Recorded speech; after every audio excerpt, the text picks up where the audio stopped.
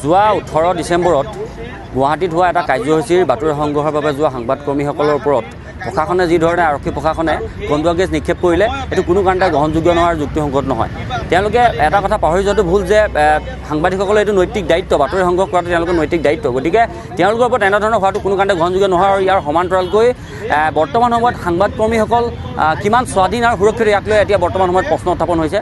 যাক আমি সমাজৰ দাপোন স্বৰূপ বুলি কওঁ, যাক আমি গণতন্ত্ৰৰ চতুৰ্থ স্তম্ভ বুলি কওঁ, আজি এই গণতন্ত্ৰৰ চতুৰ্থ স্তম্ভ আজি কিমান সুৰক্ষিত তাক লৈ আজি প্ৰশ্ন উত্থাপন হৈছে। আমি পোনছাতে অসমৰ পোনপটীয়াকৈ আমি মাননীয় মুখ্যমন্ত্ৰী মহোদয়ক আমি অনুৰোধ জনাইছোঁ, প্ৰতি মুহূৰ্তত সাংবাদিককৰ্মীসকলৰ ওপৰত হোৱা আক্ৰমণ সেই ঘটনা হওক, যে এই আক্ৰমণ বন্ধ হওক, ইয়াৰ ওপৰত যাতে মুখ্যমন্ত্ৰী মহোদয়ে দৃষ্টি নিক্ষেপ কৰে, ইয়াৰ সমান্তৰালকৈ সংবাদকৰ্মীসকলক যাতে সুৰক্ষা প্ৰদান কৰে তাৰ আমি পোষকতা কৰিছোঁ।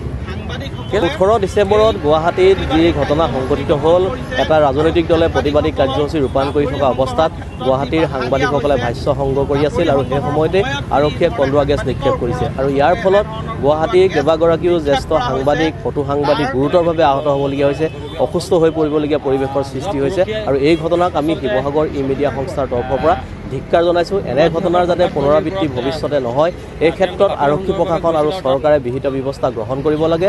আৰু চৰকাৰখনে এই ক্ষেত্ৰত যি ধৰণৰ পদক্ষেপ এই মুহূৰ্তলৈকে গ্ৰহণ কৰিবলগীয়া আছিল, তেনেধৰণৰ কোনো পদক্ষেপ গ্ৰহণ কৰা নাই। যিসকল ইয়াৰ সৈতে জড়িত দোষী আৰক্ষী বিষয়া বা কৰ্মচাৰী আছে, তেখেতসকলক উপযুক্ত শাস্তি প্ৰদান কৰিব লাগে। তেখেতসকলক নিলম্বন কৰাৰ দাবী উত্থাপন কৰিছোঁ, তেখেতসকলক চাকৰিৰ পৰা বৰ্খাস্ত কৰাৰ দাবী উত্থাপন কৰিছোঁ। আৰু এনেধৰণৰ ঘটনা যাতে পুনৰাবৃত্তি কোনো কাৰণতে সংঘটিত নহয়, এই ক্ষেত্ৰত চৰকাৰখনে, ৰাজ্যৰ মুখ্যমন্ত্ৰীগৰাকীয়ে এক উচিত পদক্ষেপ গ্ৰহণ কৰিব লাগে। আৰু এই ঘটনাক আমি পুনৰবাৰ ধিক্কাৰ জনাইছোঁ।